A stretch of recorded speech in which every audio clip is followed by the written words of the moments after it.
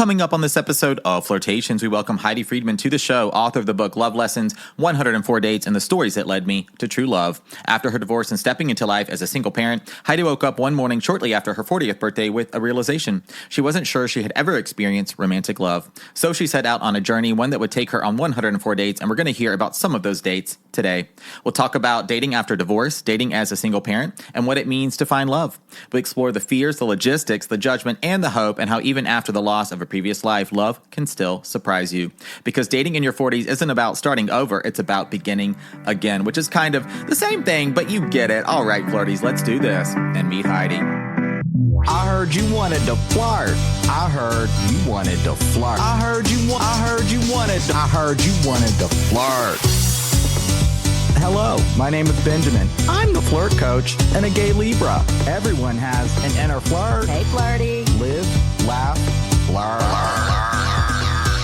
Work the flirt. Work the flirt. Delulu is the Salulu. Expert on the flirt. Hey, flirty. There's always another flirt. Everyone has an inner flirt.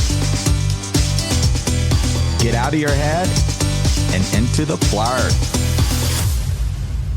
Flirties, on the show today, we welcome Heidi Friedman. Heidi is the author of Love Lessons, 104 Dates, and the Stories That Led Me to True Love. After navigating divorce and stepping back into the dating world as a single parent, Heidi set out on a journey of 104 dates, and today we're going to hear about some of those dates, plus stories of love, resilience, and self-discovery. Hi, Heidi, and welcome to the show.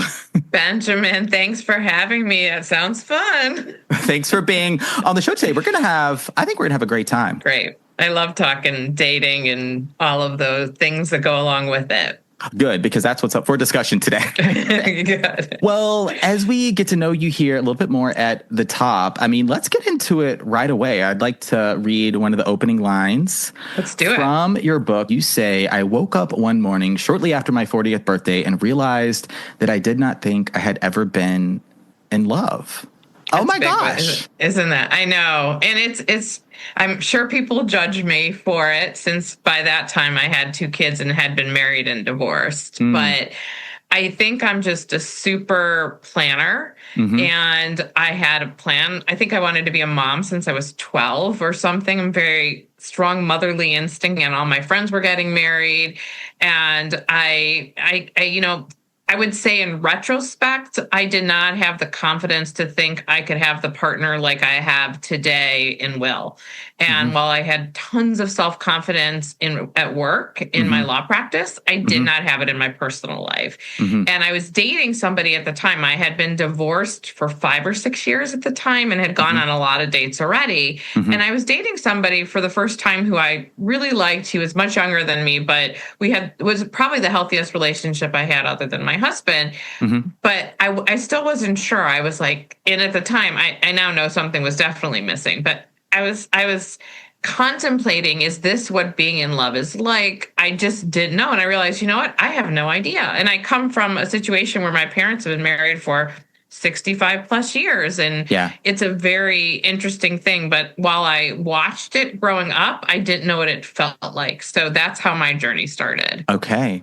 I want to hear a little bit. It's a big admission, though, I will say. I was proud to admit that, even though I'm sure people were wondering how I got married without knowing what true love was. Well, I want to learn a little bit more. So your book, 104 First Dates, there's 2. It's not first dates, 104 I'm sorry. Dates. 104 dates. My bad. So just to be clear, I did not go on 104. No. So I dated about 55 guys. Okay. So there was a couple of guys that I dated, including that last one, for several months or went out with 5 or 6 times. But most of them were first dates because I'm a very much one and done if it's not there. But it was not 104 first dates. Yes. Thank you for that clarification. That's a big difference.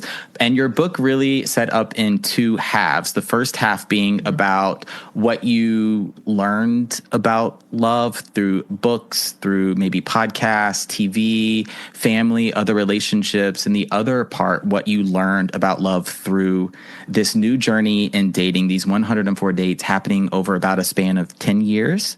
Exactly. 9.5, 10 years. Exactly. Okay.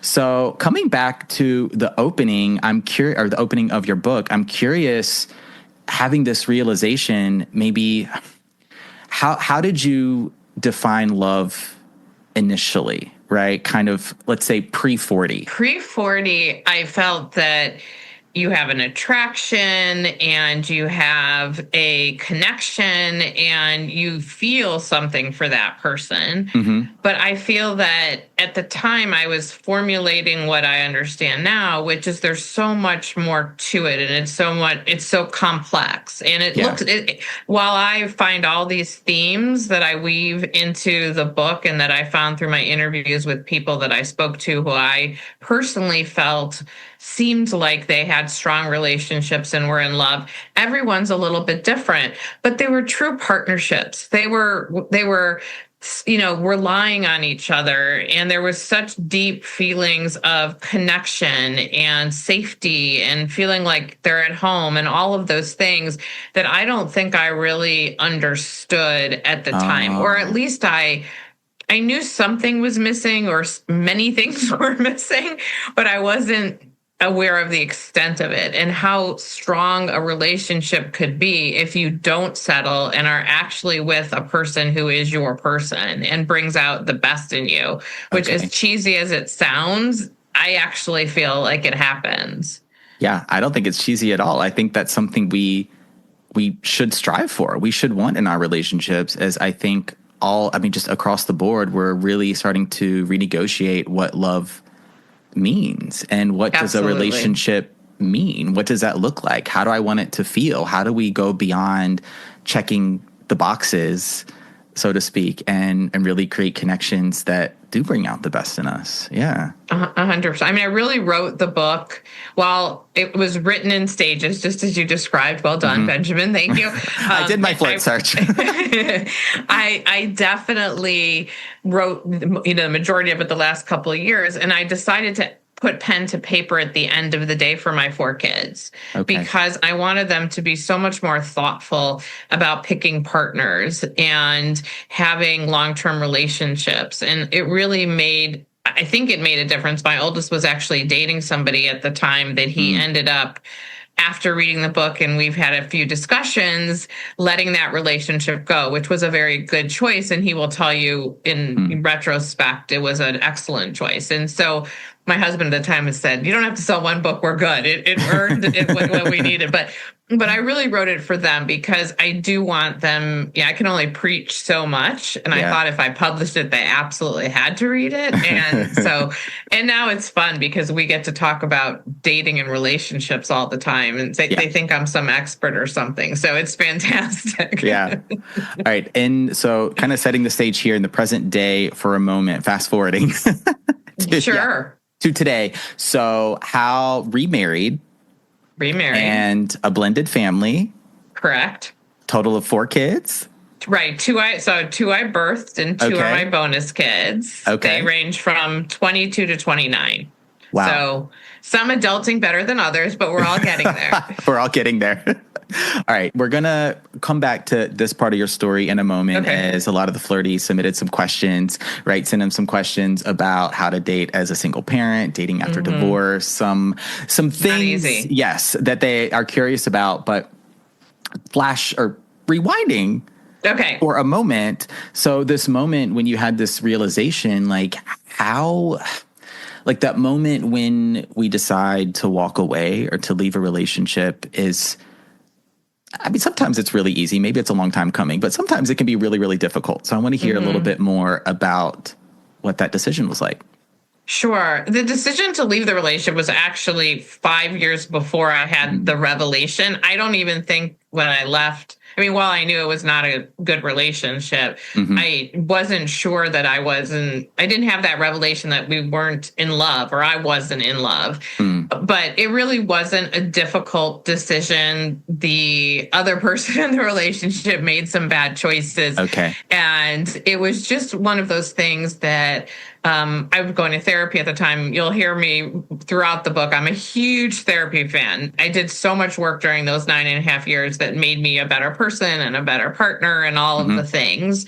But, I kept asking her, like, when do I know I'm done? And when you have a 3-year-old and a 5-year-old, you're done is higher threshold because you don't want to break up a family. But I was just done after some bad choices. And I did not look back on that choice at the time. It was very difficult, but I also felt that my kids deserved better in terms of, seeing what a good relationship was like. And that the choice to leave, as hard and difficult and painful as it was at the time, was pretty clear based on some events at that time that I'll skip over. We won't give you the details on that. Okay. So at the time of divorce, your kids were really young. 3 and 5. Yeah. Wow. Almost 6. Yeah. Yeah. It was rough. About what my parents were divorced as well. When they divorced, me and my sister, I was the older one. I was 7. She would have been around, I think, about to turn 4. There's about 3.5 years difference between us. And do you remember that clearly? Like it was yesterday, yeah. Interesting. Yeah, because my kids, we read a book to them about how there's sort of a fish and a bird, and the fish can't live in the nest and the bird can't live in the water. And I remember reading this book to them, and both of them really remember that, which I think is so interesting. Yeah, I remember the conversation. I mean, the 4 of us sat down on the floor of our den, right? 80s house, carpet.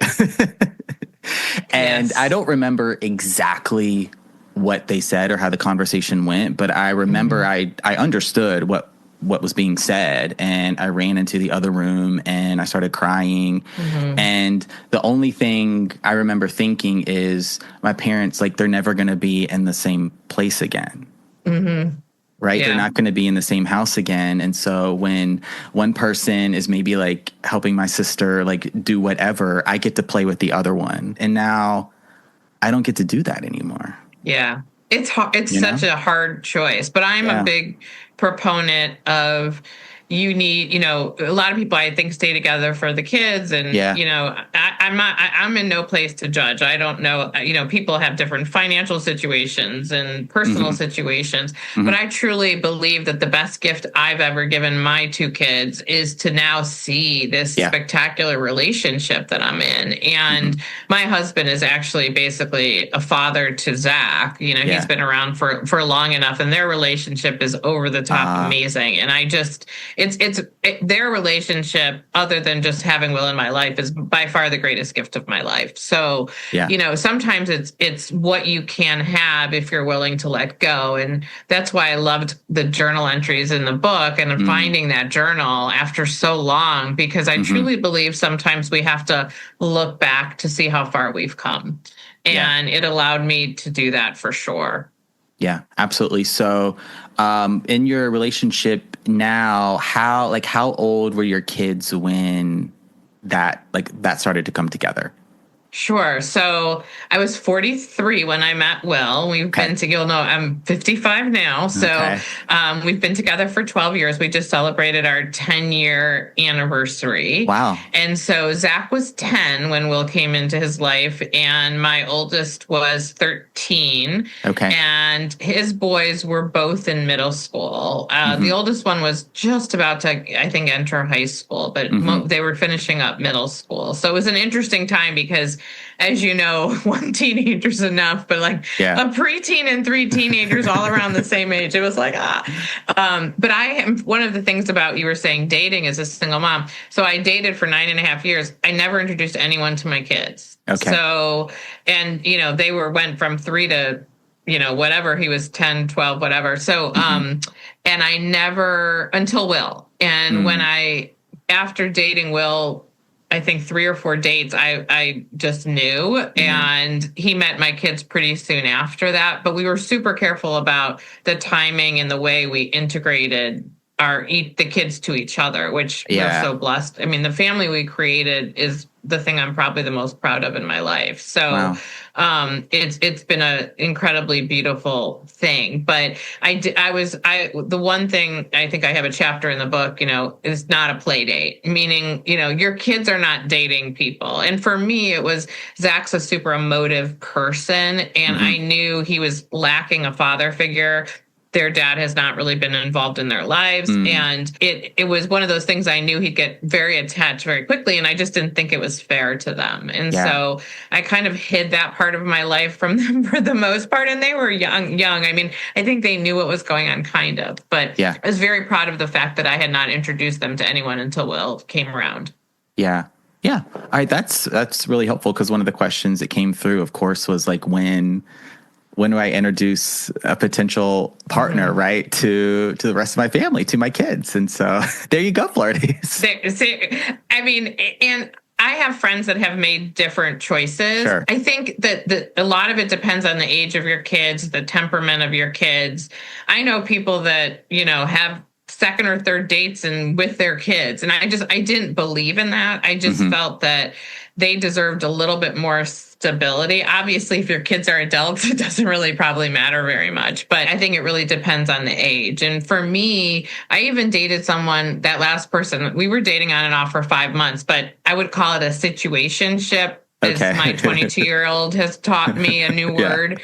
I'm not sure it was even really a relationship. We both were single parents and we didn't see each other enough, I think, to call it a real relationship. And so he didn't even meet my kids. So to me, you really need to know to bring them in.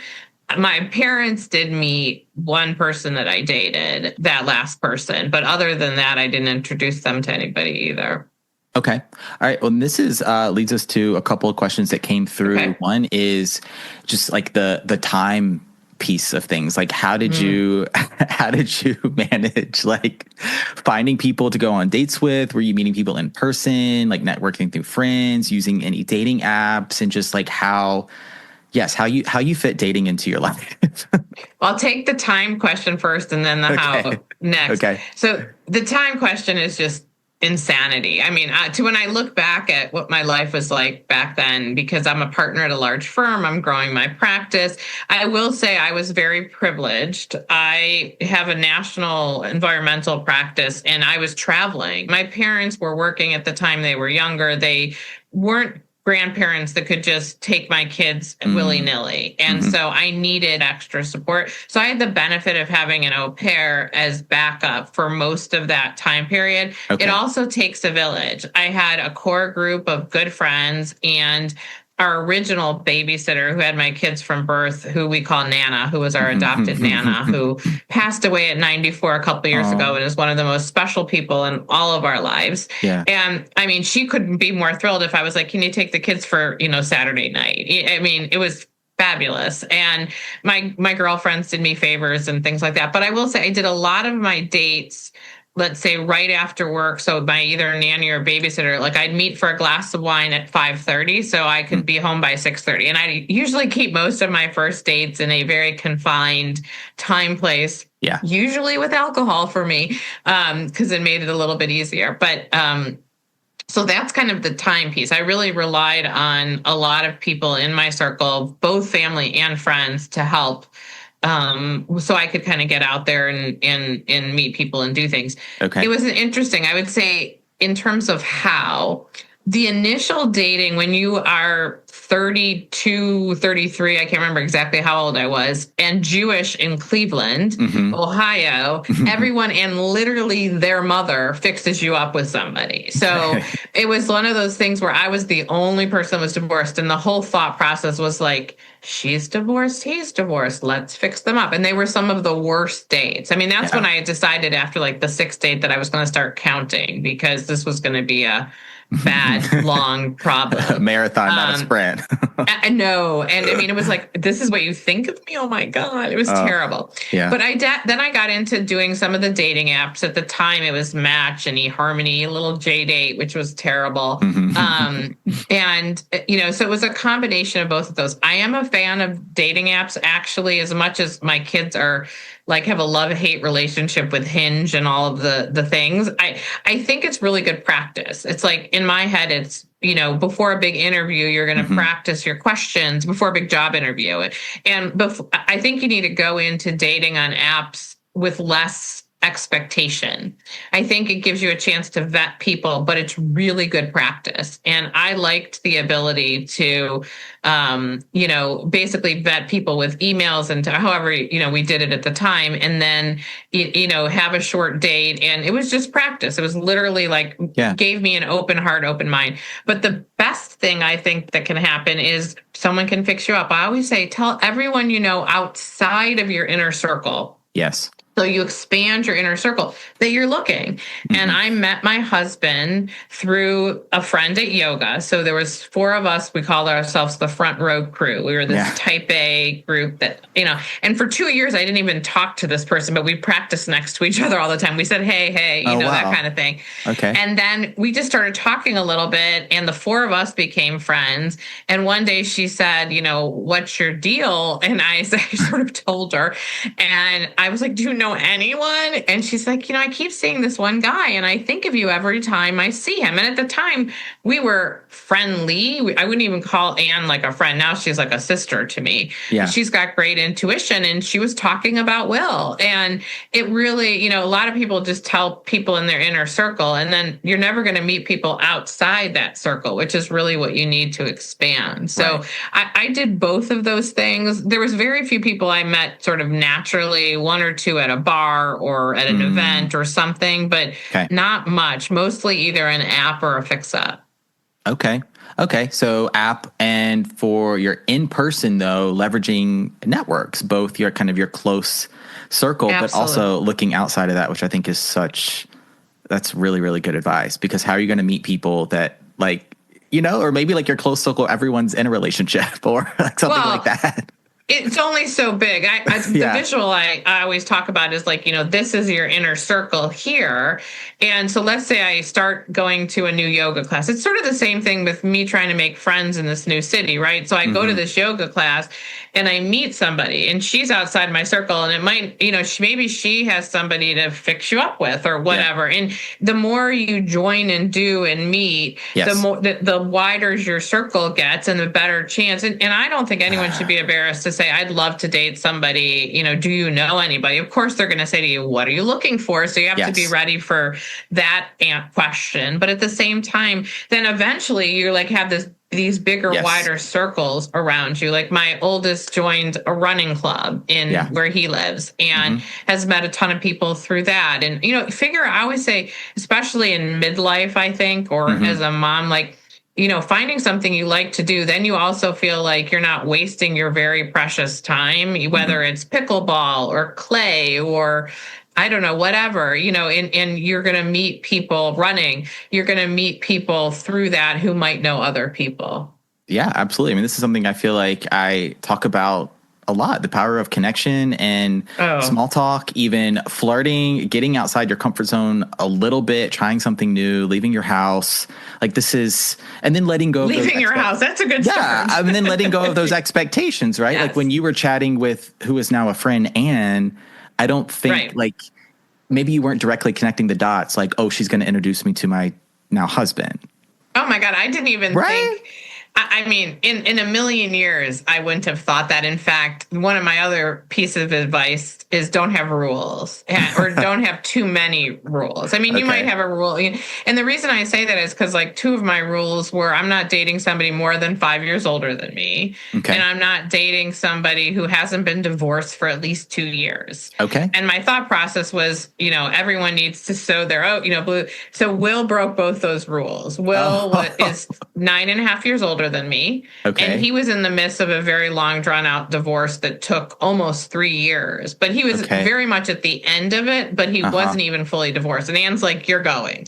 We were just becoming friends. And she's like, I had come off of having to go to a wedding where I sat next to an empty seat, which was so symbolic of my life at the time. Yeah. And so she was literally like, you're going. And so I went, and I can't imagine if I stuck to my rules and didn't go. I mean, that's insanity now that I have Will. So I just think you have to, also minimize your parameters. It's really open heart, open mind, putting yourself. Okay. That's why I kind of like the apps and stuff, because when you're doing that, you're in a dating mindset, you kind of have an open vibe, and that open vibe is really important.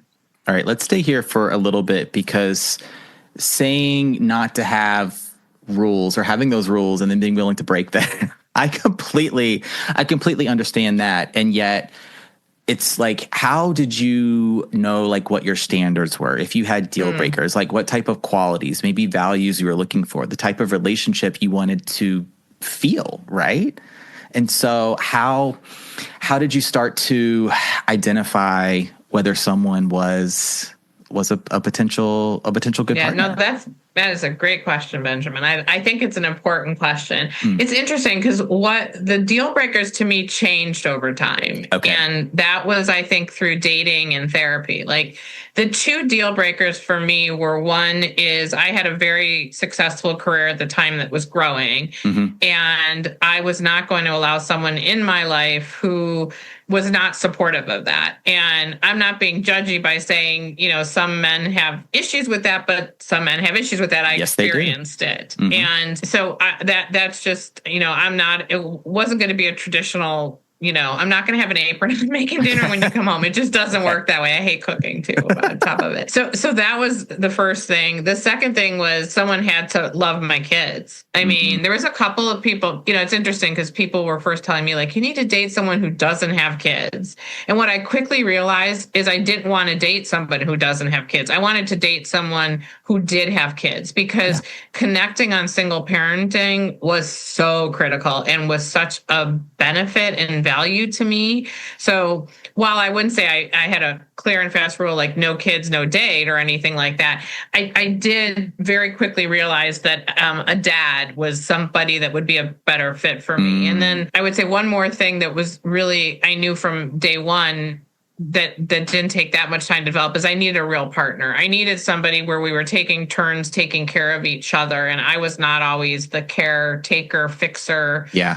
I think in the book I talk about puller-uppers, and I was a serial puller-upper and all that kind of stuff. So those were really the only deal breakers. I mean, I even dated people from out of town. I got fixed up once when I was visiting a friend in Florida. I was really trying not to have especially as I went along, too many parameters. But those were how I figured it out. And I would say I figured it out through dating and through therapy. And, I went on a date with someone who was not a dad. And you could just tell by what he was saying that, my kids would never be a priority for this guy. And it was a package deal for me. I really needed someone to embrace my kids as much as they're embracing me.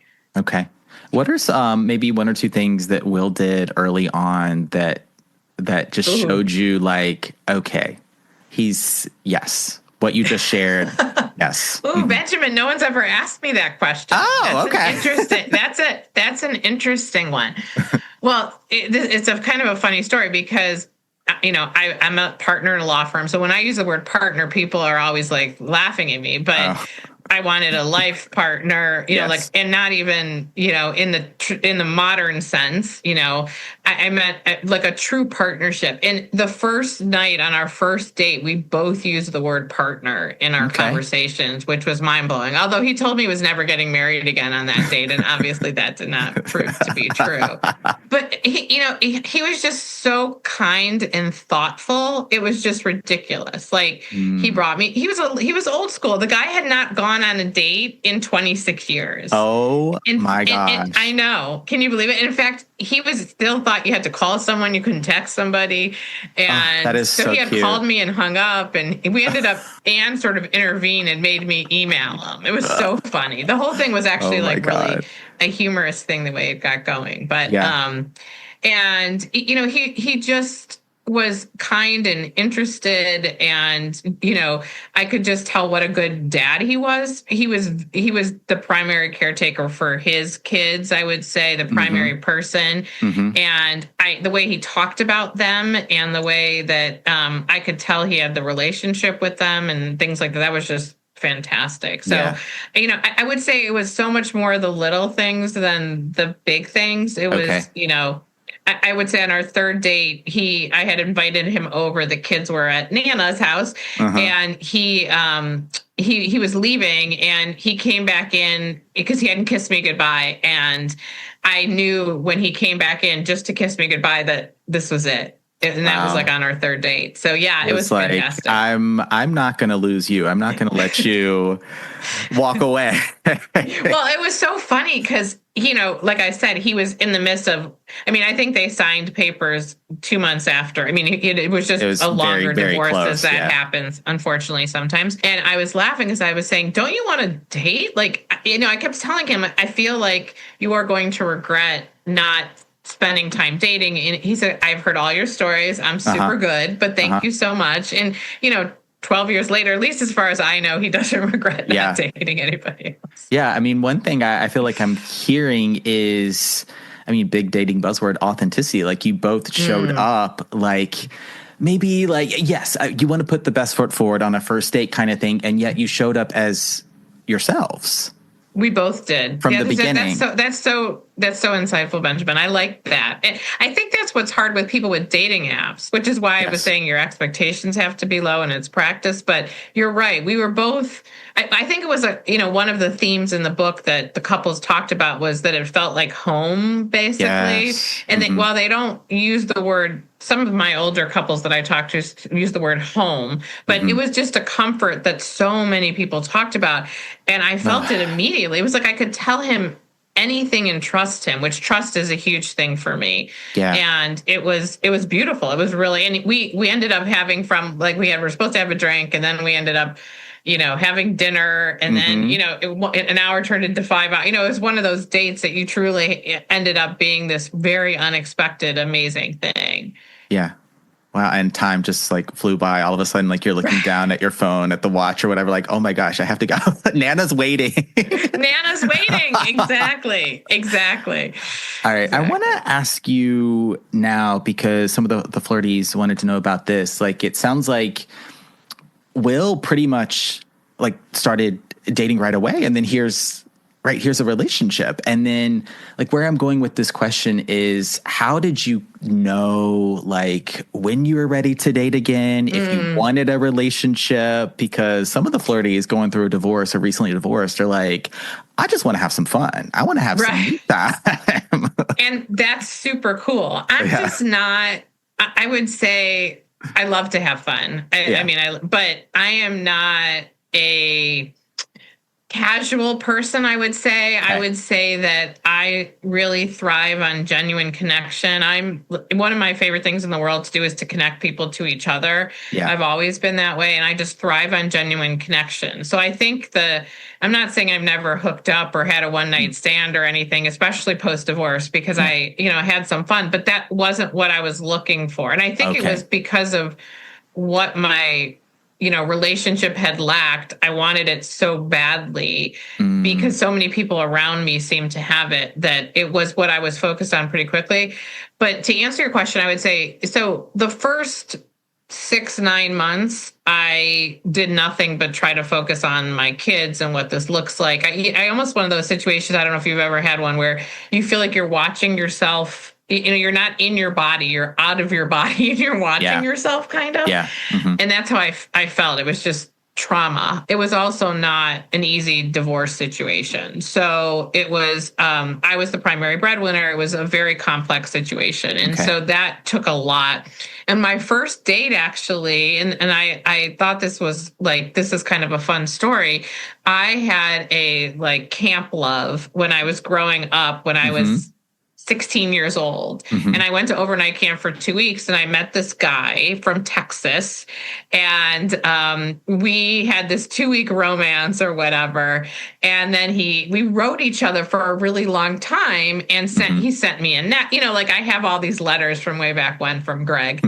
But the funny part was, with Facebook at the time was just kind of starting up, and we connected on Facebook, and he was going through a divorce at the same time. He had triplets, And we started talking, and then we decided to go see each other. So we ended up having this long distance thing. He had a company, they did wine distribution. And so he was always traveling for things. And so I met him a couple times, and it was just a very easy way. I wouldn't even call it dating. It was kind of reconnecting with an old friend, but it was just fun. And it didn't last super long, but it was the perfect transition into, okay, after that was over, I felt the divorce was over. I was ready. That was right. I sort of reconnected with him right as I was finalizing my divorce. So, and then I felt ready after that to start dating. But I mean, listen, I took breaks from dating. There was a lot of ups and downs. There was a lot of, crying in bed, and I don't know how I'm going to do this, but then you just put your big girl underwear on and get back up and do it again. There's always another flirt. Yeah, you're 104 dates over a span of 10 years and really chronicled in your book. We're going to end in a moment with a few other questions that the Flirty submitted, but I want to come back to the first part of your book. And what are some of the maybe dating, love, relationship lessons you feel like you learned, maybe even doing therapy, that you took forward into these 104 dates?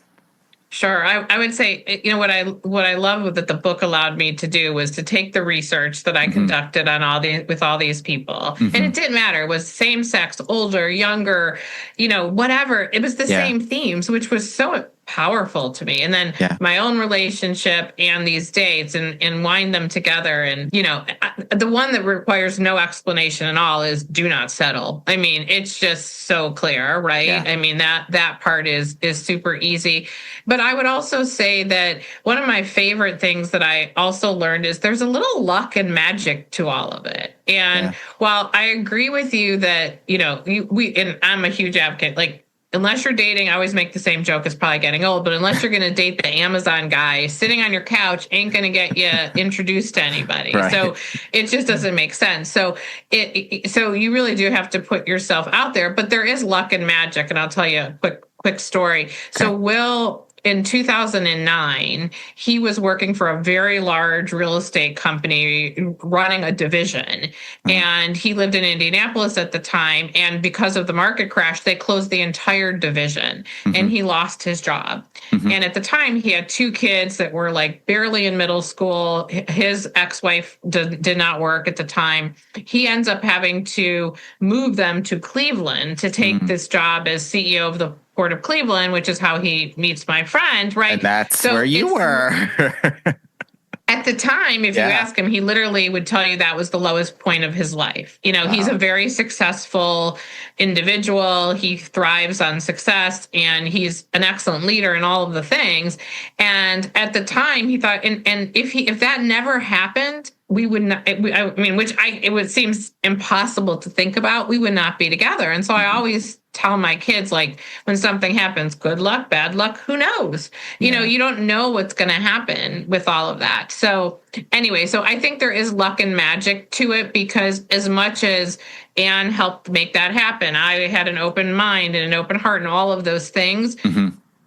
That you do have to give a little bit up to the universe and know that. Yes, you do. And I think you got to believe that. There's definitely a timing piece to all of this that is just I can't tell someone when they're going to meet their person, their next date, their next relationship. I'm asking that question for myself all the time, looking up at the universe, freaking when, but you can't really ask the universe those timing related questions. At the same time, there's so much you can do, because what if you hadn't gone to yoga? What if you hadn't started talking to Anne? What if she had tried to introduce you to this person? You just said no, I'm not really feeling it. What if you had the date set up? What if, I don't feel good. I'm tired. I got a lot of work. I want to stay home with my kids. I want to watch TV, whatever. I want to watch The Bachelorette. Yes, exactly. There are so many instances where there were a lot of chances for it not to happen.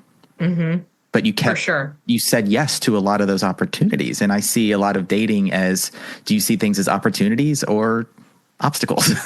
Right. Well, and it's just, and I tell my kids this too, from every date, from every relationship, you learn something. Yes. So try to figure out what you're learning from that situation, what you want or don't want, what works, what doesn't work, and just look at it like it's a process. And, you just, the fair is don't pair up to just pair up. You just really need to make sure that that person is your person. And the other thing I really learned is you have to be your best self before you're ready for someone else. And that's another sort of cheesy phrase, but I have met so many people who seem like they're ready, they think they're ready to date. And I just know that they have a lot of work to do. And I tell my kids that too. Like, you need to be an attractive person for somebody else and have a stable, you just have to have done your work.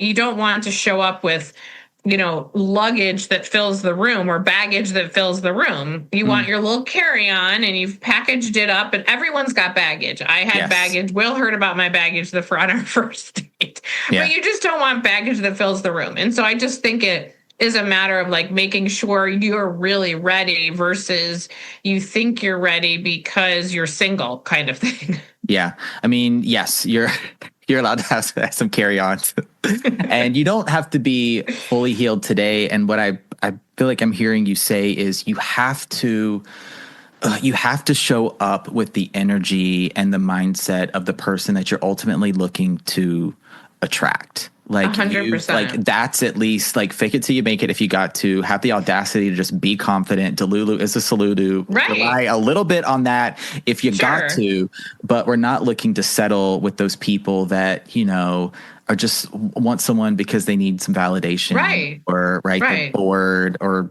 whatever. They're just looking to be taken care of. They're a project in and of themselves. Like, exactly. No projects. I have a chapter on that. Projects. I have a chapter on that. No projects. What were in doing some of this research, some of the initial like red flags, like a few things that people should look for, how people maybe show up, how they behave, things they might say.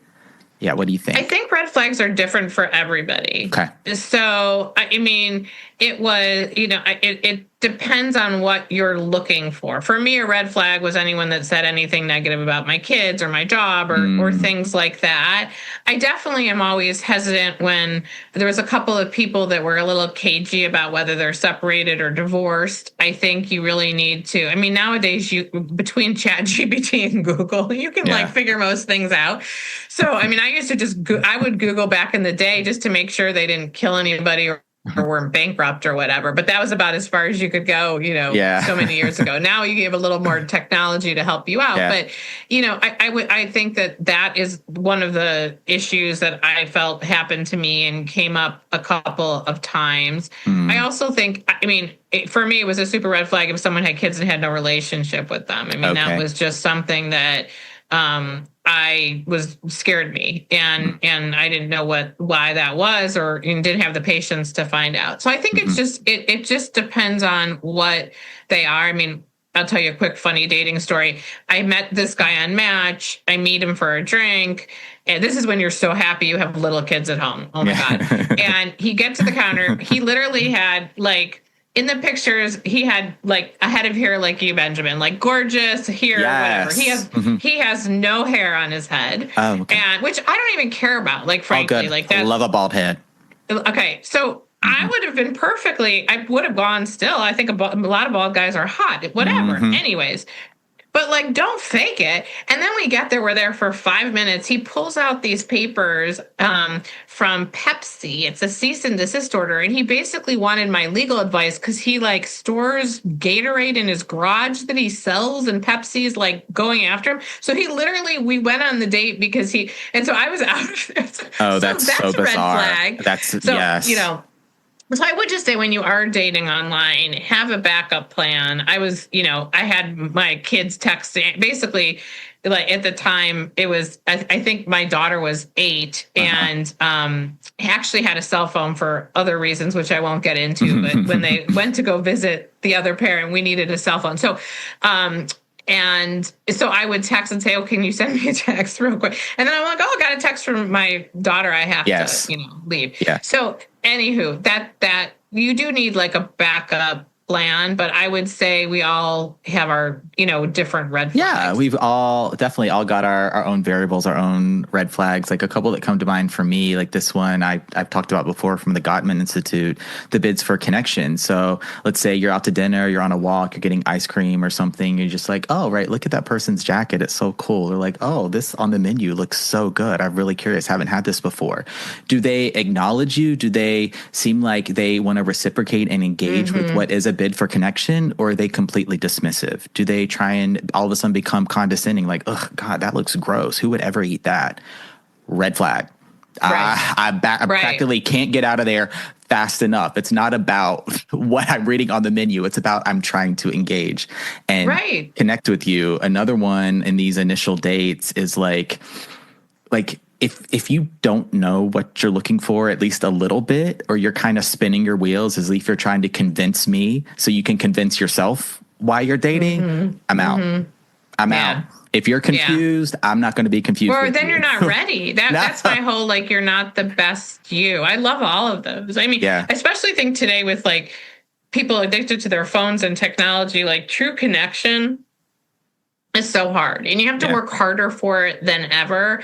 So you really need to be intentional about it. And so if someone's not making the time to be intentional, it's just going to be a misfire. Yeah.